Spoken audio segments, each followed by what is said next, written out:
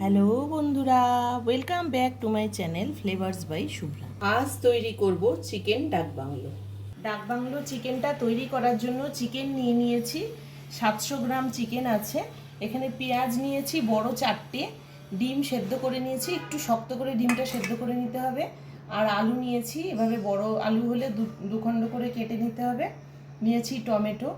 আর ভাজা মশলার জন্য নিয়েছি ধনে, জিরে, গোলমরিচ, লবঙ্গ, ছোটো এলাচ, শুকনো লঙ্কা আর দারচিনি। এই সমস্ত মশলাটা একটু শুকনো কাঠখোলায় ভেজে গুঁড়ো করে রাখবো। এদিকে আছে কাঁচা লঙ্কার পেস্ট আর আদা রসুনের পেস্ট আর টক দই। প্রথমে আমি মাংসটাকে ভালো করে মেরিনেট করে নেব। হলুদ গুঁড়ো দিচ্ছি, আদা রসুনের পেস্ট,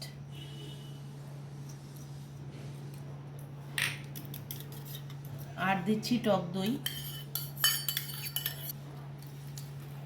ভালো করে মেখে নিয়ে লাস্টে কাঁচা লঙ্কা আর সর্ষের তেল দিয়ে মেখে নেব। এখন লাস্টে দিয়ে দিচ্ছি কাঁচা লঙ্কা আর দিচ্ছি সর্ষের তেল। প্রথমে কড়াই গরম করে নিয়ে সমস্ত গোটা মশলা একটু ভেজে নিচ্ছি।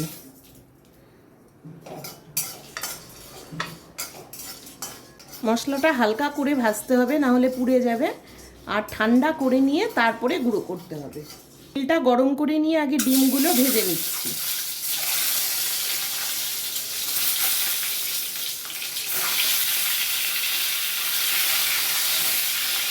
ডিমটা ভাজা হয়ে গেছে, তুলে নিচ্ছি।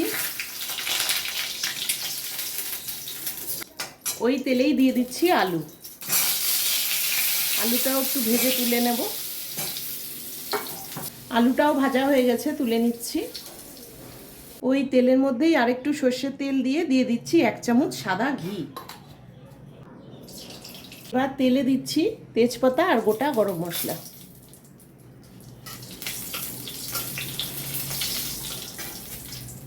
এখন দেব পেঁয়াজ কুচি। পেঁয়াজটা একটু লাল মতো হলে দিয়ে দেব টমেটো কুচি।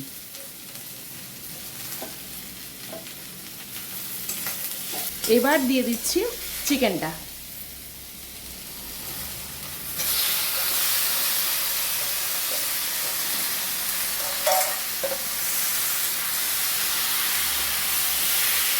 পাঁচ মিনিট একটু কষে নিয়ে দিয়ে দিচ্ছি কাশ্মীরি রেড চিলি পাউডার।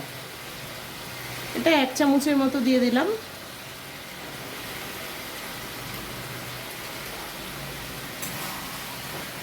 এবারে দিয়ে দিচ্ছি ভাজা আলুটা।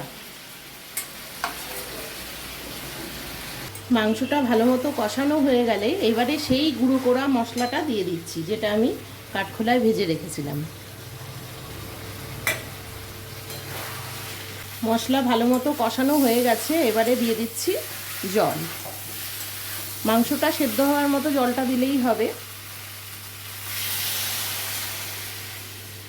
ঝোলটা শুকিয়ে এসছে।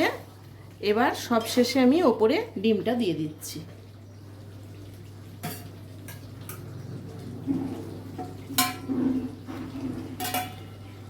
তোমাদের যদি ডাক বাংলো চিকেনের এই রেসিপিটি ভালো লেগে থাকে তাহলে ভিডিওটিকে লাইক করো, চ্যানেলটিকে সাবস্ক্রাইব করো, আর যারা ফেসবুক পেজ থেকে দেখছো তারা পেজটিকে ফলো করে দিও।